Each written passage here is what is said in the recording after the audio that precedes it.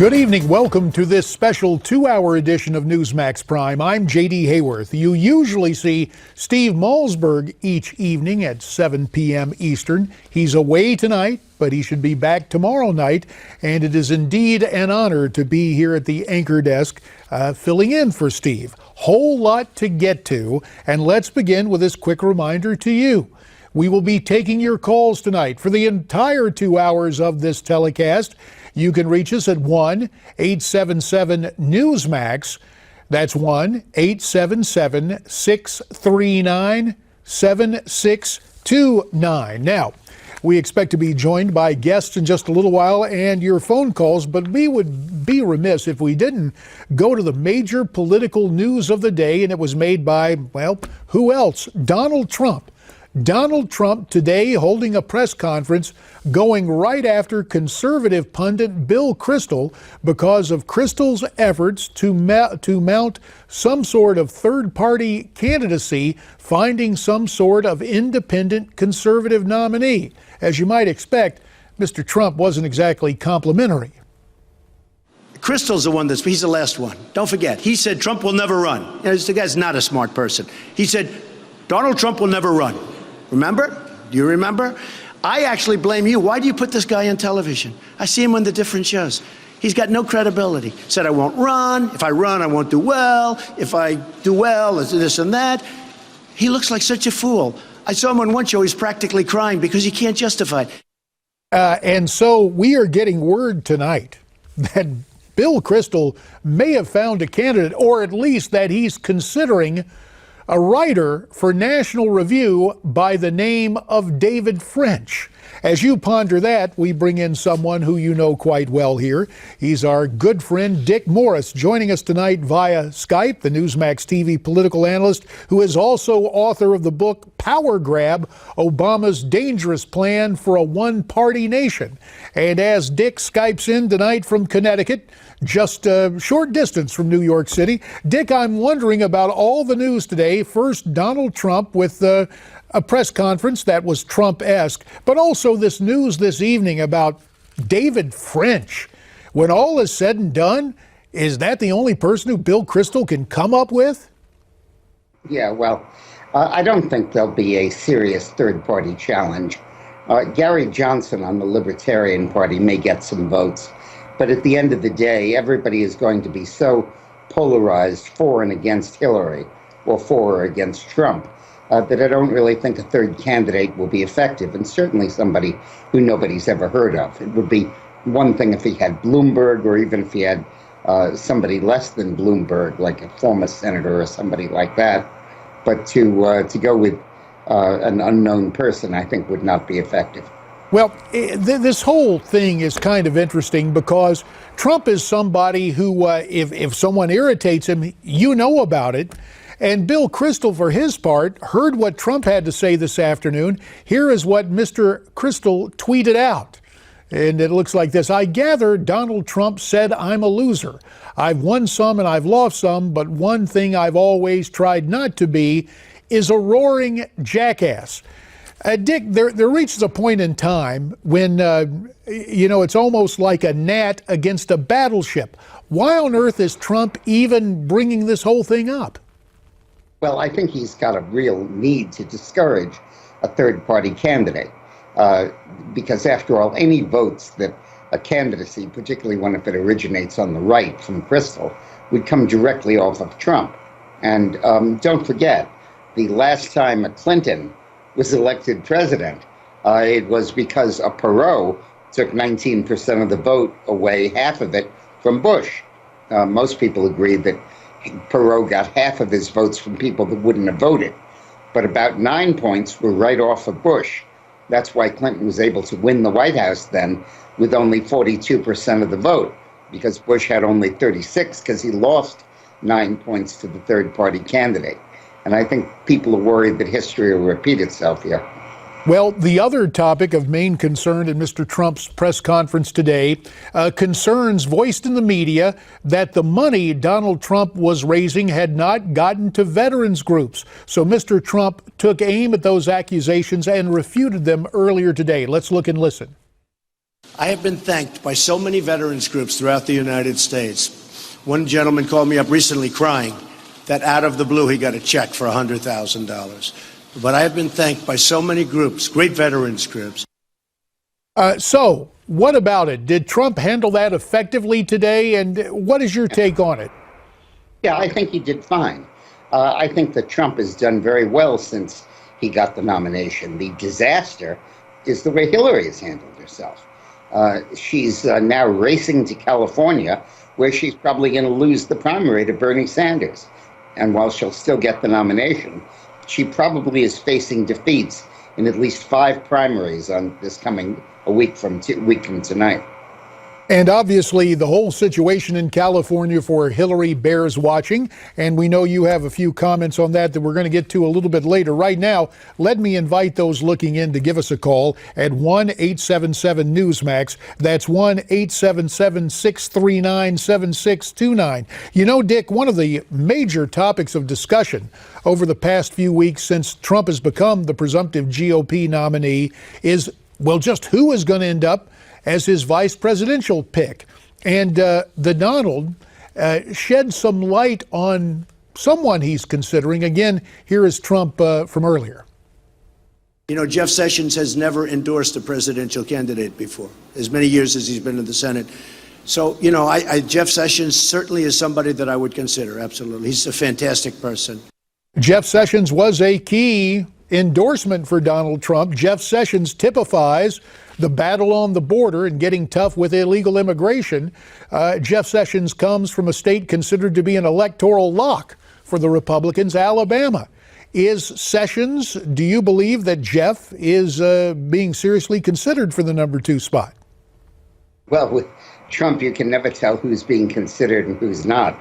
He marches to the beat of his own drummer, and a lot of the rest of us pundits basically have to sit back and take notes. But I believe that Trump should name a woman. And The Hill today published a list of 10 possible candidates, and 4 or 5 of them were women. And there were some very good people on the list. Joni Ernst, the senator from Iowa, who is a military hero and just recently took away a Democratic seat in a swing state. Marsha Blackburn, who I think has been on this show from time to time, a congresswoman from Tennessee, very attractive and very, very well informed. Jan Brewer, from the former governor of Arizona, who authored that law saying that if you're not going to enforce immigration, Arizona is going to step in and do it for you.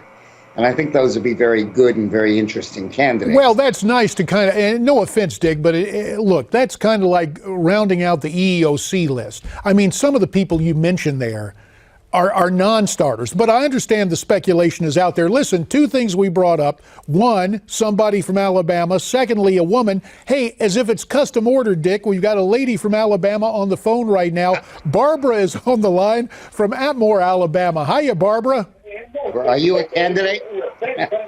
Again, Barbara, we have to ask you to turn down the television. There's a bit of a delay, and this is something we want to remind everyone watching. There's a bit of a delay, and so when you prepare to come on with us, you have to have your television set turned down. Let's see if Barbara's got it turned down and is now with us. Barbara, are you there? We're still having trouble. Okay, Dick, I was a little tough on you with that, with the picks you outlined in the female category. Your chance to get back at me. For example, Jan Brewer, great friend. She did stand up on Senate Bill 1070 in Arizona. But do you really think she's under consideration? Well, I don't know. I don't know who Trump would consider. I just feel that he has got to deal with the fact that a large number of women in the United States want history to be made this year. And they don't want it to be made with Hillary Clinton because, well, as much as they want a woman, they don't want that woman. And I think that a qualified, capable, articulate, charismatic female candidate for vice president would assuage a lot of that concern. It would basically have people say, I can make history either way that I vote. And I also think that it will demonstrate that Trump is not misogynistic, it's not anti-women, which is how Hillary is planning to paint her. And I think that if you do somebody like Joni Ernst, who I believe she I don't recall exactly, but I think she was Special Forces and certainly was in combat. And where she's really got a very good record, as opposed to Hillary, whose record is entirely derivative from Bill.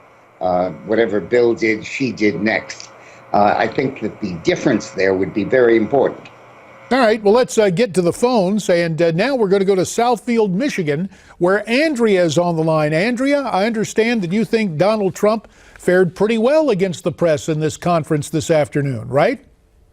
Oh, yeah, I was so proud of him. I watched it from beginning to end, and I think the press actually did him a great favor by letting him be there, because Trump doesn't bite his tongue, and he said what everybody knows, even the media knows. I can't turn on CNN or MSNBC and ever hear anything positive. I mean, even when he got all the votes, instead of them at least taking 5 minutes to make that a good thing, next thing they did was bring up a negative story. So I love him. I'm an African-American female. I voted for him.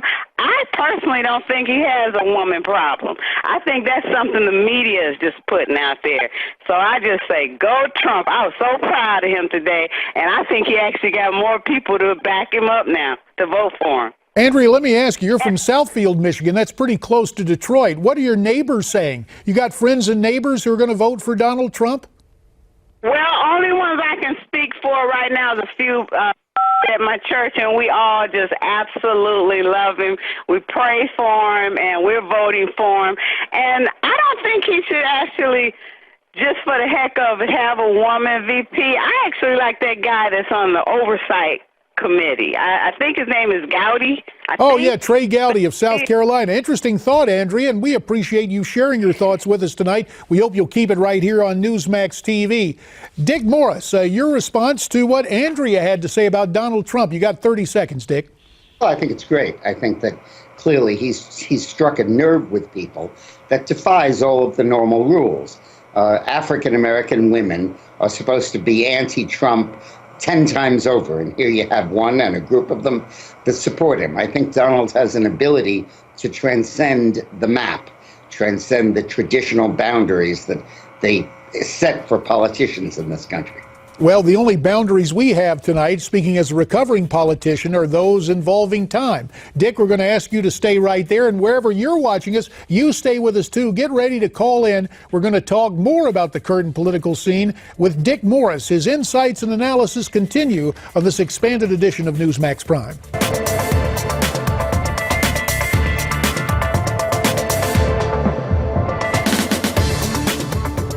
This is my check for $1 million. We have many letters from the different groups thanking us very much for the money, and they didn't ask, and I didn't ask people to be here today. I could have asked every one of the groups, unlike Hillary, who asked people to stand outside and say, oh, Donald Trump didn't give the money. Nobody gave this kind of money. Donald Trump saying he gave the money to the veterans, then going after Hillary Clinton. Just one line of attack as we use some of our time now to talk about Mrs. Clinton and what's immediately ahead for her in California. A reminder that you are more than invited. You are happily invited to join us in our conversation at 1-877-NEWSMAX. That's 1-877-639-7629. We are joined again by Newsmax TV political analyst Dick Morris via Skype from Connecticut. Dick, always a pleasure to have you. And you know, you won't be surprised to hear the calls are already out there. We're going to go back to the phones first to Greenville, Georgia for Buey. And Buey, I understand you don't think Mr. Trump is the guy for the Oval Office. Who's your choice? I really don't have a choice, but Hillary is a liar. That's already been proven. Hillary Clinton is a liar. She wants to be proven as the first female president. That's all she wants.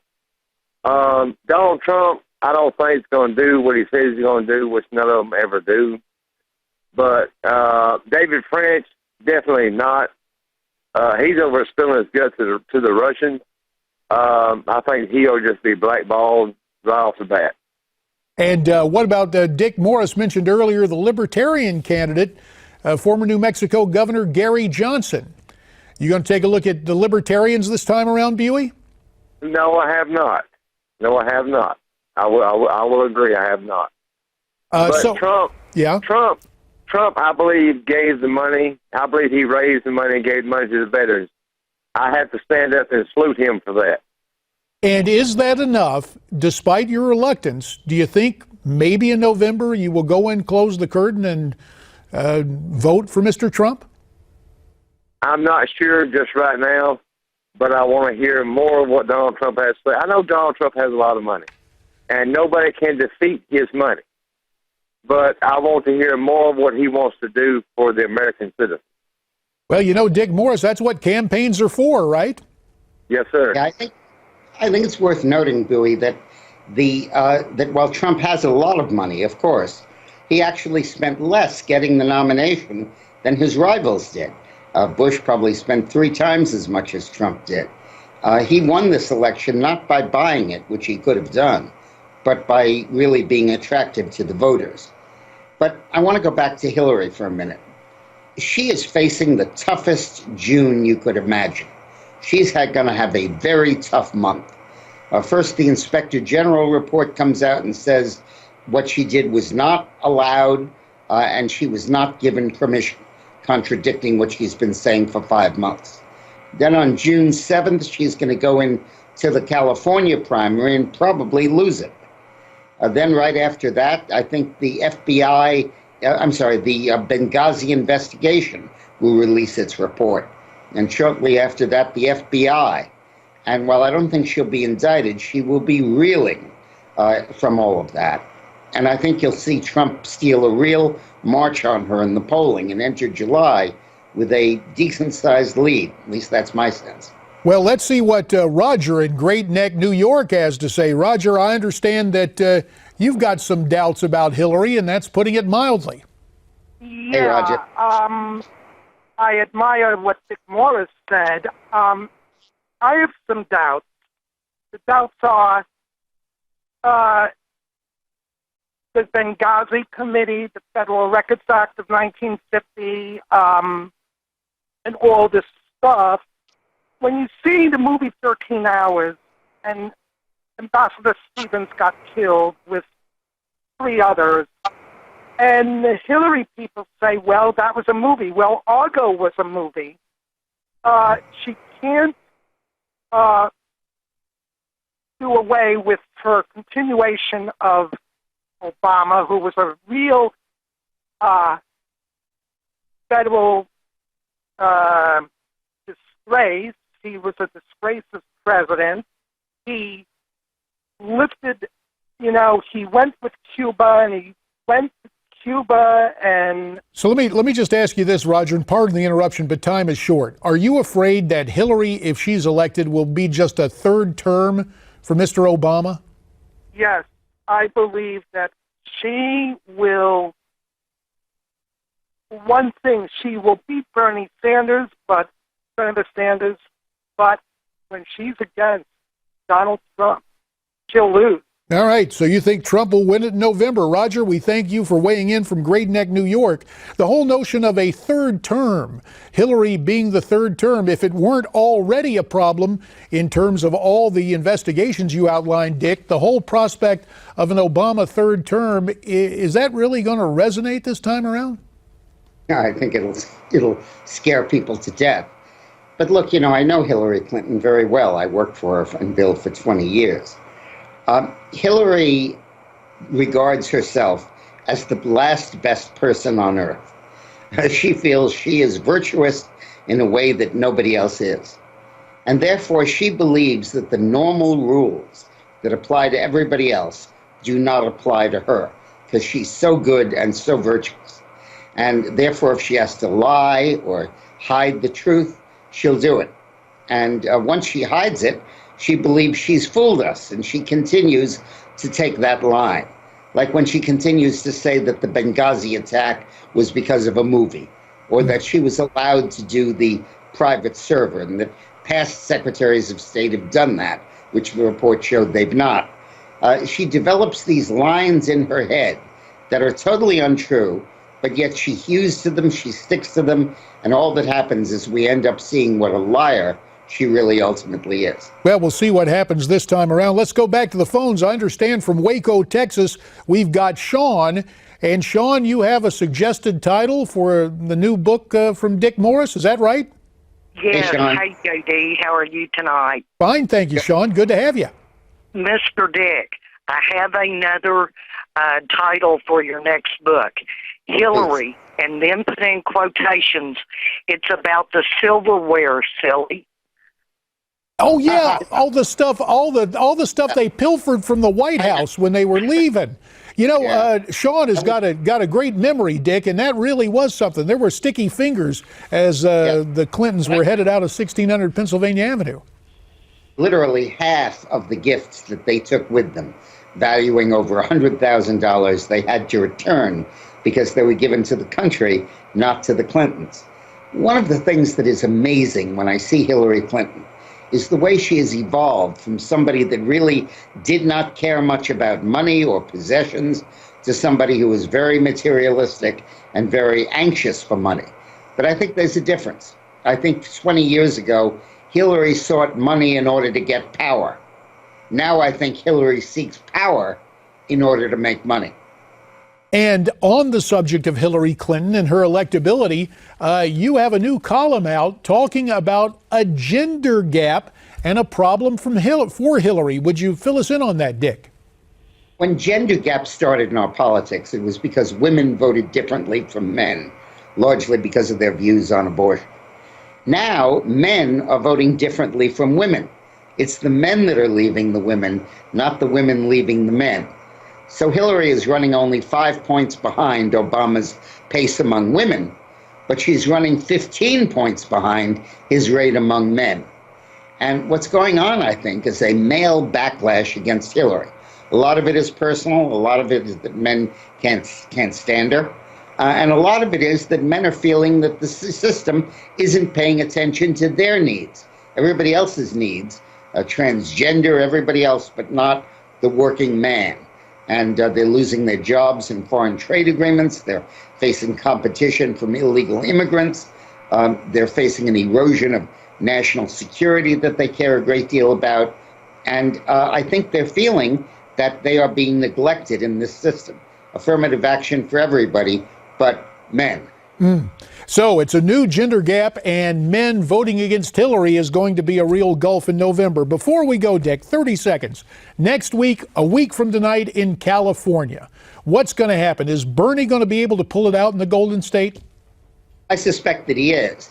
Now, of course, the Democratic rules are such that it's proportional representation. So there are 450 delegates at stake, which is huge. But if Bernie wins by 10 points, which would be enormous, he'll just pick up 45 delegates. And Hillary is 270 ahead of him, even among elected delegates. So I don't think it's going to make a difference. But I do think that Hillary, on a week from tonight, is going to lose California, South Dakota, Montana, North Dakota, and a bunch of other states. Wow. Well, we're going to see you next Tuesday night for sure, and hopefully before that, Dick. Listen, we always appreciate your insights and analysis. Dick Morris tonight from Connecticut, coming back with John Bachman after this.